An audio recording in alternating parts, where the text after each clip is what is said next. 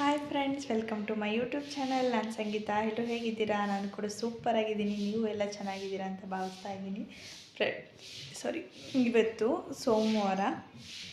ಇವತ್ತು ಷಷ್ಠಿ ಇದೆ. ಹಾಗಾಗಿ ಪೂಜೆ ಮಾಡ್ತಾಯಿದ್ದೀನಿ ಬೆಳಗ್ಗೆನೇ.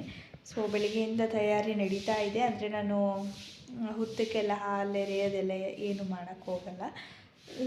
ಸಿಂಪಲ್ಲಾಗಿ ಮನೇಲೇ ಕೂಡ ಮಾಡ್ತೀನಿ. ಚಿಕ್ಕದು ಪುಟಾಣಿದು ನಮ್ಮ ಮನೆ ಸುಬ್ರಹ್ಮಣ್ಯ ಸ್ವಾಮಿದು ಫೋಟೋ ಇದೆ. ಅದನ್ನಿಟ್ಬಿಟ್ಟು ಅದಕ್ಕೆ ಬೆಲ್ಲದ ಆರತಿ ಮಾಡಿ ಪೂಜೆ ಮಾಡ್ತೀನಿ ಅಷ್ಟೇ. ಕೆಲವರು ಮಾಡೋ ಥರ ಹುತ್ತಕ್ಕೆಲ್ಲ ಹಾಲೆರೆದು ಆ ಥರ ಬಂದರೆ ಮಾತ್ರ ಮಾಡಬೇಕಂತ ಕೇಳಿದ್ರು. ನಿಮ್ಮ ಮನೆಯಿಂದ ಆ ಥರ ಬಂದಿದ್ರೆ ಮಾತ್ರ ನೀವು ಕೂಡ ನಡೆಸ್ಕೊಂಡು ಹೋಗಬೇಕು, ಇಲ್ಲಾಂದರೆ ಮಾಡೋಕ್ಕೆ ಹೋಗಬೇಡಿ ಅಂತ ಹೇಳಿದ್ರು. ಹಾಗಾಗಿ ನಮ್ಮ ಮನೆ, ಅಮ್ಮನ ಮನೆ ಆಗಿರ್ಬೋದು ಮತ್ತು ಗಂಡನ ಮನೆ ಆಗಿರ್ಬೋದು, ಎರಡು ಕಡೆಯಿಂದನೂ ಕೂಡ ನಡೆಸಿಲ್ಲ. ಹಾಗಾಗಿ ನಾನು ಕೂಡ ಮಾಡ್ತಾಯಿಲ್ಲ. ಮನೇಲೇ ಯಾವ ರೀತಿ ಮಾಡ್ತೀನಿ, ಇಷ್ಟು ವರ್ಷ ಯಾವ ರೀತಿ ಮಾಡ್ಕೊಬಂದಿದ್ದೀನೋ ಅದೇ ರೀತಿ ಈ ವರ್ಷವೂ ಕೂಡ ಮಾಡ್ತಾಯಿದ್ದೀನಿ. ಯಾವ ರೀತಿ ಮಾಡ್ತೀನಿ ಅನ್ನೋದು ಕೂಡ ನಿಮ್ಮ ಹತ್ರ ಕೂಡ ಶೇರ್ ಮಾಡ್ತೀನಿ. ಪ್ಲೀಸ್ ನನ್ನ ವಿಡಿಯೋನ ಸ್ಕಿಪ್ ಮಾಡದೆ ಕೊನೆವರೆಗೂ ನೋಡಿ. ಅದಕ್ಕಿಂತ ಮುಂಚೆ ಇನ್ನೂ ನನ್ನ ಚಾನಲ್ ಸಬ್ಸ್ಕ್ರೈಬ್ ಮಾಡದೆ ನೋಡ್ತೀರಾ, ಪ್ಲೀಸ್ ಸಬ್ಸ್ಕ್ರೈಬ್ ಮಾಡ್ಕೊಂಡು ನೋಡಿ. ಹಾಗೆ ಲೈಕ್ ಮತ್ತು ಶೇರ್ ಮಾಡೋದನ್ನು ಮರಿಬೇಡಿ. ಇವಾಗ ಅಷ್ಟೇ ರೆಡಿ ಮಾಡ್ತಾಯಿದ್ದೀನಿ. ಟೈಮ್ 10 ಗಂಟೆ ಆಗಿದೆ. ರಾಹು ಕಾಲಕ್ಕಿಂತ ಮುಂಚಿತವಾಗಿ ದೀಪನ ಹಚ್ಚಬೇಕು. ಇನ್ನು ಅರ್ಧ ಗಂಟೆಗೆಲ್ಲ ರಾಹುಕಾಲ ಶುರು ಆಗಿಬಿಡುತ್ತೆ. 10 ಗಂಟೆಯಿಂದ 10:30ವರೆಗೂ ಚೆನ್ನಾಗಿದೆ. ಇವಾಗ ಪೂಜೆ ಮಾಡಿಬಿಡ್ತೀನಿ. ನೈವೇದ್ಯಕ್ಕೆ ಕೂಡ ಪ್ರಸಾದ ಕೂಡ ರೆಡಿ ಮಾಡಿದ್ದೀನಿ. ಈಗ ಏನಿಲ್ಲ, ಎಲ್ಲ ರೆಡಿ ಮಾಡಿಬಿಟ್ಟಿದ್ದೀನಿ. ಇವಾಗ ನಾನು ಕೂಡ ದೀಪ ಹಚ್ಚೋಕ್ಕೆಲ್ಲ ರೆಡಿ ಮಾಡಿ ಇಟ್ಕೊಂಡು ಆಮೇಲೆ ದೀಪ ಹಚ್ಚಬೇಕು. ಯಾವ ರೀತಿ ರೆಡಿ ಮಾಡ್ಕೋತೀನಿ ನಿಮ್ಮ ಹತ್ರ ಕೂಡ ಶೇರ್ ಮಾಡ್ತೀನಿ, ಬನ್ನಿ ನೋಡಿ.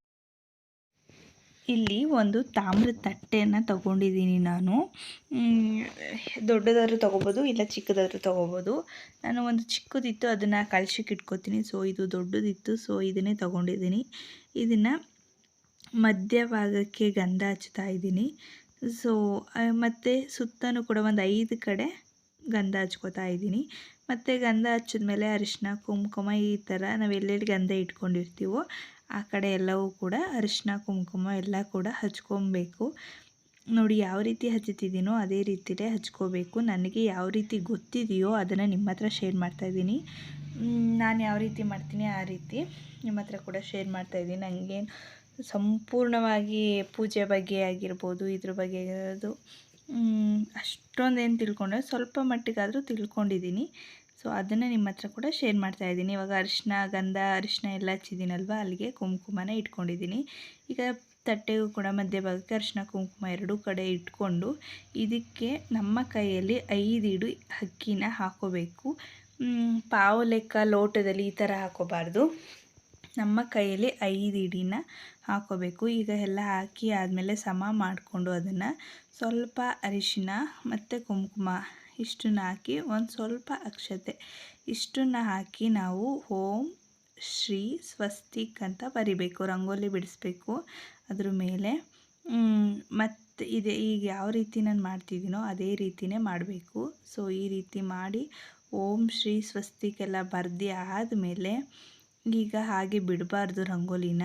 ಈಗ ಮತ್ತೆ ಅಕ್ಷತೆ, ಅರಿಶಿನ ಮತ್ತು ಕುಂಕುಮ ಇಷ್ಟನ್ನು ಕೂಡ ಹಾಕಿ ಇಡ್ತಾಯಿದ್ದೀನಿ.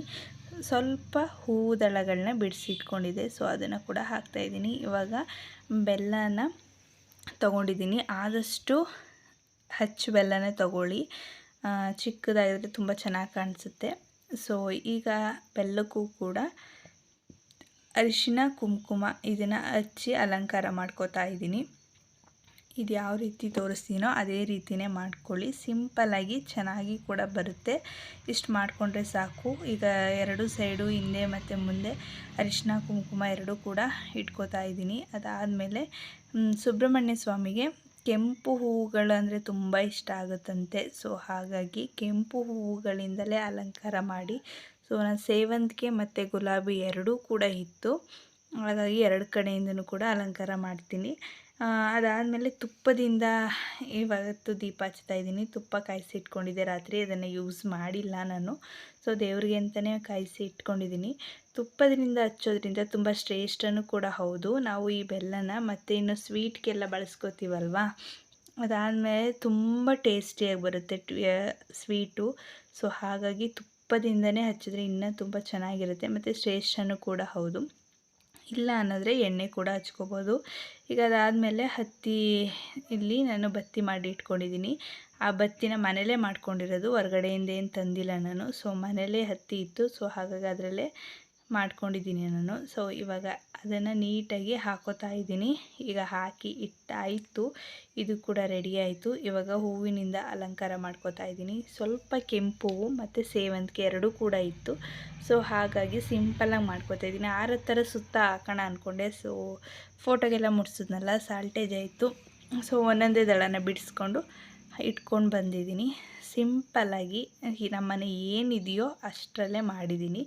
ತುಂಬ ಅದ್ದೂರಿಯಾಗಿ ಏನು ಮಾಡೋಕ್ಕೆ ಹೋಗಿಲ್ಲ ನಾನು. ಸೊ ಇಷ್ಟ ಆಯಿತು.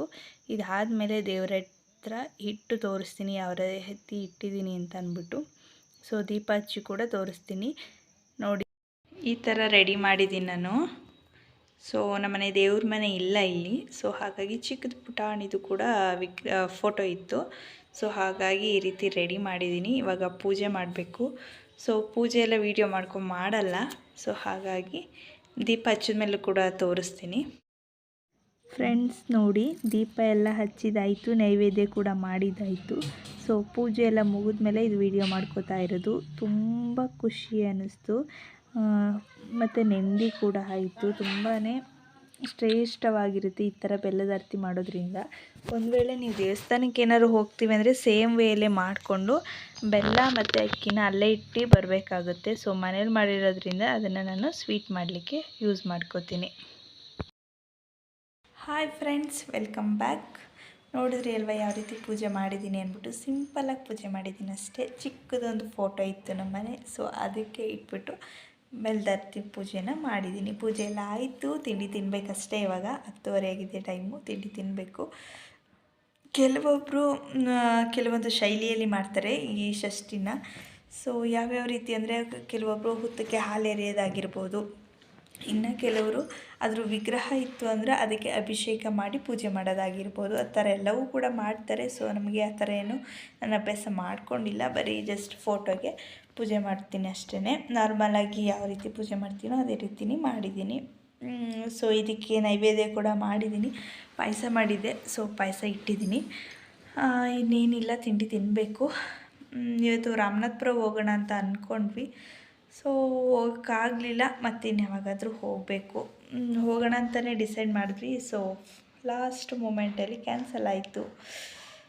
ನೋಡೋಣ ಇನ್ಯಾವಾಗುತ್ತೆ, ಹೋಗುವಾಗ ಶೇರ್ ಮಾಡ್ತೀನಿ. ಮತ್ತು ಇನ್ನೇನಿಲ್ಲ. ಈ ವಿಡಿಯೋ ಕೂಡ ಲಾಗ್ ಏನು ಮಾಡಿಲ್ಲ ನಾನು. ಸ್ಮಾಲ್ ವಿಡಿಯೋ ಅಂತ ಅಂದ್ಕೋಬೋದು. ಜಸ್ಟ್ ಆಗಿ ಪೂಜೆ ಮಾಡ್ತಾಯಿದ್ನಲ್ಲ, ಅದ್ರದ್ದು ಇನ್ಫಾರ್ಮೇಷನ್ ತಿಳಿಸ್ಬೇಕಿತ್ತು. ಮತ್ತು ಪೂಜೆ ಮಾಡೋರು ಬೆಲ್ಲದಾರತಿ ಪೂಜೆ ಮಾಡ್ಬೋದು. ಯಾವುದಕ್ಕೆ ಆದರೂ ಕೂಡ ಮಾಡುವವರು ರಾಹು ಕಾಲದಲ್ಲಿ ಯಾವುದೇ ಕಾರಣಕ್ಕೂ ಮಾಡೋಕ್ಕೆ ಹೋಗಬೇಡಿ. ಅದು ಶ್ರೇಯಸ್ಸಲ್ಲ.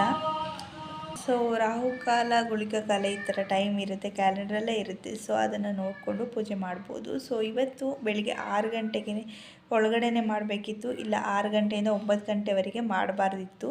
9 ಗಂಟೆಯಿಂದ 10:30ವರೆಗೂ ಕೂಡ ಟೈಮ್ ಚೆನ್ನಾಗಿತ್ತು. ಸೊ 10:30 ಮೇಲೆ ಮತ್ತೆ ರಾಹುಕಾಲ ಇದೆ. ಸೊ ಹಾಗಾಗಿ ಮಾಡಬಾರ್ದಿತ್ತು.